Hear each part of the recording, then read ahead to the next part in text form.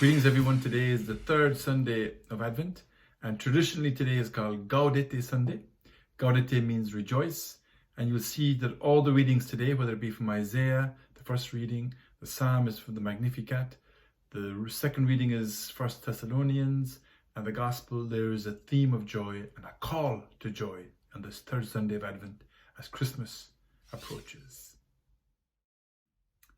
I'd like to zoom in or zone in today on the second reading today, which is from 1 Thessalonians, which is a beautiful and challenging text. It always blows me away when I read it.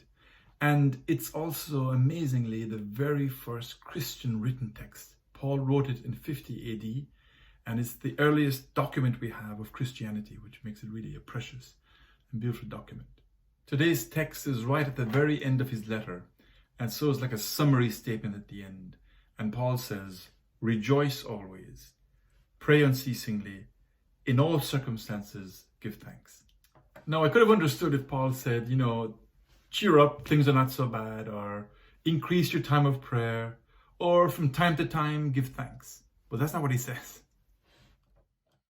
He says, rejoice always, pray unceasingly, and in all circumstances give thanks. This is really challenging.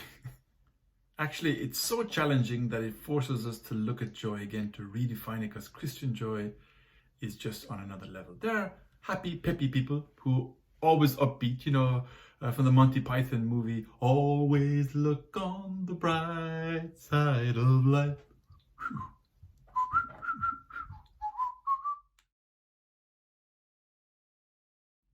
Actually, this text from St. Paul can actually be quite liberating because it pushes you to a place where he just cannot be speaking about like feeling good all the time. Even the most upbeat person cannot be feeling good all the time. So it pushes you to reflect on what is Christian joy and how can I have this joy and taste it. If there's one thing we remember St. Francis for is that he was a man of joy. But actually St. Francis spoke about what we call a perfect joy. And there's this famous Fioretti where he's walking along with Brother Leo, and Brother Leo says, what is this perfect joy you're speaking about, Francis? And is it this? Is it that? Is it that? And Francis says, no, it's not that. It's not that.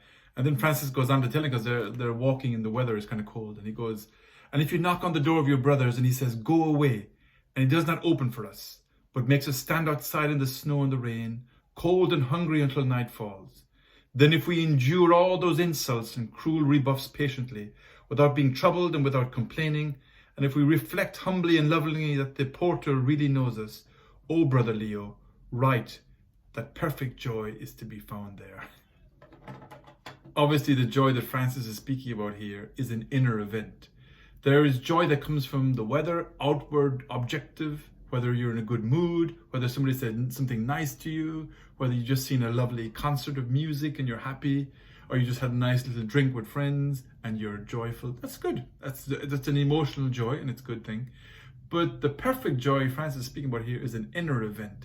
Something has happened in here that is a fountain of joy, that no matter what the outward conditions or objective conditions are, this inner joy does not change. A joy that nobody can take from you, as St. Paul says in his letter to the Romans.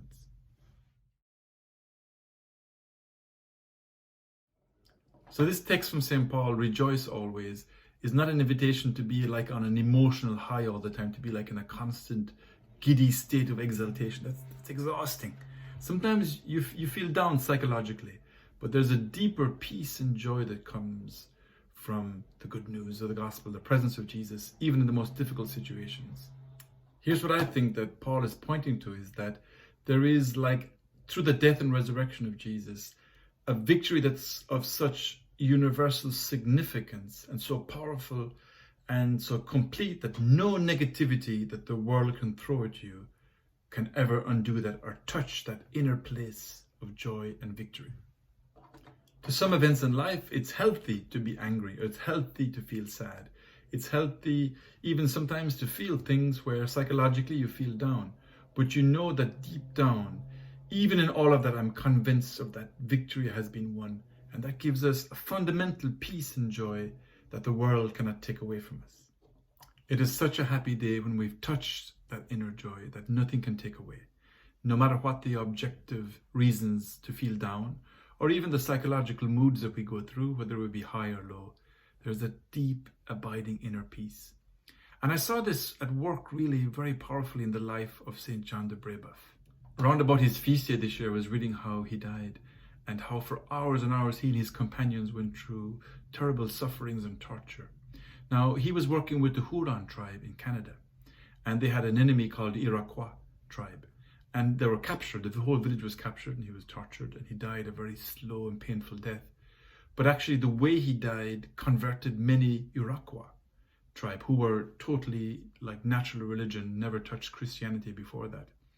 And the way he died with a deep inner peace and respect, with no bad words or no anger, just praying for the others, and not obviously overflowing with joy, but there was a deep inner peace there that touched the hearts of all those. Even the worst of the Iroquois tribesmen saw that. And actually, the exact place where he died, 7 years later, was born a little girl called Kateri Tikawika, who became the first Indian, North American, Native Indian saint. It's beautiful to see how real spiritual joy brings forth fruit.